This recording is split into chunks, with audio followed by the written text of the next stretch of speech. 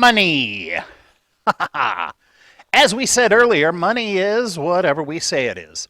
It is a commonly accepted means of exchange to facilitate the trade in goods and services. Now, I tried the other day to go fill my gas tank and pay with a cow, and that didn't really go over too well because they kept looking for a hidden camera. Money used to be precious metals. These, gold and silver, were what was known as intrinsic value. It had value because of itself. Gold and silver have never been worth nothing. In 1100 BC, the Chinese came up with a way to start to represent value by making knives, fish, coins with Chinese characters on them. They started to call this type of money cash. Coins were also starting to be minted, pressed, hammered out into a certain size, and then imprinted with the face of an emperor or a senator, stuff like that. But there was no real way to keep people from trying to cheat the system. As you can see from these coins, they keep getting smaller and smaller because of what is called clipping. Clipping is exactly what it sounds like. It's taking and scraping just the smallest bit of precious metal off of the edge of the coin, thinking nobody's gonna notice, nobody's gonna miss it. And then the dishonest person pretty soon has a pile of precious metal that they can turn back into more money. So basically they were counterfeiting these coins. So to keep that from happening, people started milling or putting ridges and decorative ornamentation on or around the edge so that it would be obvious whether or not somebody was trying to clip or shave little pieces of the coin off. The Spanish came up with their main unit of currency, the real. The real was easily broken into 8 pieces. That's why it got the name a piece of 8. And 2 of these bits was worth 1/4 of the value of a real. And now you know how they came up with the price of a shave and haircut. The first paper money was printed in 785 AD by the Chinese. The Chinese basically was a promissory note saying this piece of paper is worth the value that we assign to it. Trust us. This is what's called fiat money. It's money that is based on trust rather than based on something actual. In the United States, it was about 1760. Ben Franklin printed pounds and shillings in Philadelphia. Now, most of the time, money is considered exchange notes or coins issued by a government entity, but that's not always the case. In Walt Disney in the 70s, Disney World handed out recreation coupons. These were for service recovery. Hey, we're sorry that this happened. Let us make it up to you. Here's a Disney recreation coupon. And it had the redemption value of $1 at Disney World. That turned into the Disney dollars that were popular between 1997 and 2016. The Disney dollars were worth face value. You could go in and you could buy Disney dollars. I had a $100 bill. I go in and I give them a $100 bill. I get back 100 Disney dollars. When I'm visiting my sister out in West Covina, I take a Disney dollar, try to go into 7-Eleven. They're just going to kick me out.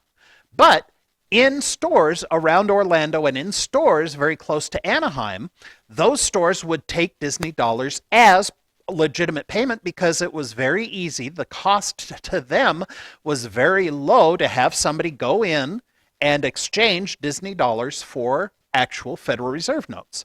Now, like I said, the Disney dollar program ended in 2016. They're not making any more, so the supply of Disney dollars is fixed. They are never going to make any more Disney dollars. Now, there are also money that used to be money that's no longer money anymore. This is my $100 trillion note from the Reserve Bank of Zimbabwe. Zimbabwe was having, back in 2008, unbelievable hyperinflation. Prices would essentially double by the hour. and their economy was just in a death spiral. By the time they had to withdraw this money from circulation, the exchange rate was about $1.25. I got my copy off of eBay for roughly $10. The Iraqi dinar is no longer being accepted as currency because the guy's picture on the bill no longer is in charge. Some currency, for counterfeiting measures, is being made pretty. They're trying to make it exquisite and intricate enough so that it'll be difficult to counterfeit. The space over on the left-hand side is for a watermark. You see our friend Mr. Sloth. In Australia, they're working with polymers. They're working with see-through plastics that will add durability to the banknote, but it'll also make it a whole lot more difficult to counterfeit. And then we got our Benjamins. Our money has been recognized as some of the plainest and ugliest money that is in circulation in the world. There are a lot of anti-counterfeiting measures. We've got the security stripe, we've got the color shifting ink, we've got the watermark that's there in the oval on the right-hand side, but it's blah. It's not a happy looking piece of currency. And you look at Ben's face, the look on Ben's face just screams, you're going to spend me on what? Money as a storehouse of value is perfectly liquid. You don't need to do anything to convert that asset into something spendable. I have $100 in my pocket. I can go to any merchant and spend it immediately. Gold is a terrific storehouse of value, but it is not perfectly liquid. I have to go to the gold and silver exchange to change my gold coin into dollars. I'm not going to get me a Happy Meal and give them an ounce of gold that's trading roughly $2,500 an ounce. Liquid assets are also immediately available. I want to go down to 7-Eleven. I want to give them $1. I come back with my Diet Coke. I'm great, but I can't give them some of my stock holdings in exchange for a liter of soda. There are some types of money that I want you to know but don't fret about. There is what's called M1 money. M1 money is currency and coins.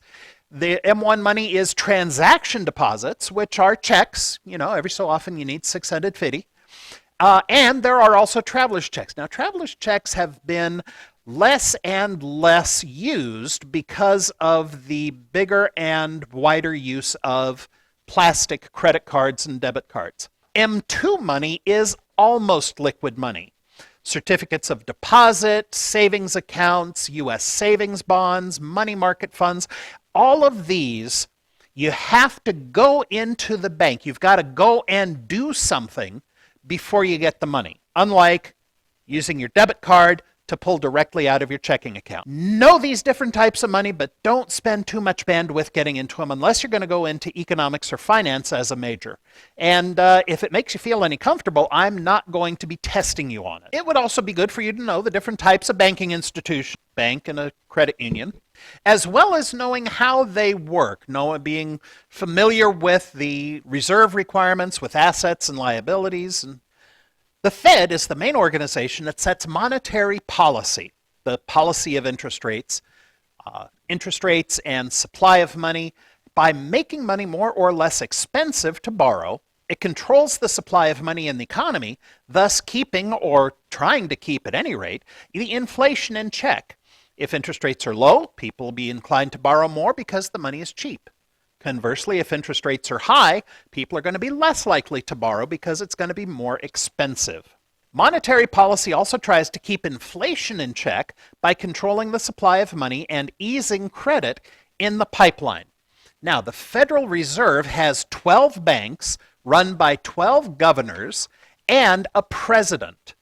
The Board of Governors meets in Washington, D.C., and they do open market committee functions. The FOMC will look at monetary policy, what the interest rates are going to be, the prime rate, overnight reserve requirements, electronic payment transfers, as well as regulations and bank stress test. So can this bank handle it if everybody shows up and wants to borrow money? The Federal Reserve wants to try and keep unemployment around 5%, and it wants to try and target inflation at around 2%. What I'd like you to do is raise your hand if you have credit cards. Why are you sitting at your computer all alone with your hand raised? You know that the card has an interest rate, and if you're a good steward of your cash, you've read the back of your statement with a microscope and sometimes to see that the interest you pay is prime plus a percentage, or it's based on the prime interest rate. This means that the bank borrows money from a larger bank and in turn charges you a percentage in addition to what it's being charged. That's how the banks make their money. The Fed not only loans money to banks, but it also sets interest rate for interbank loans. Larger banks, Bank of America, Chase, Wells Fargo, have the ability to loan money to smaller banks, Banner Bank, People's Branch of Commerce, as well as to large businesses. My sister used to work at Golden State Sanwa Bank. It was a subsidiary of a very large Japanese international bank. Her job was to process loans to businesses of no less than $10 million. One time she came home, she told me she loaned $250 million overnight to a company.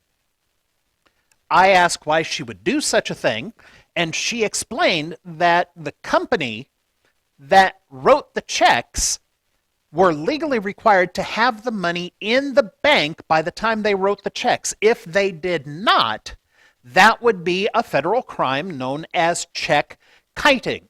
So Friday was payroll day, but Thursday they had already printed and sent out the money. They were not going to get the cash back in their bank to cover all of the payroll, so they would be kiting those payroll checks. They were live checks, and federal banking regulations require that businesses do not kite the checks. I would like you to read the appendix to Chapter 9, pages 281 to 300, and don't spend a lot of bandwidth over M1 and M2 money or about how the multiplier functions are calculated.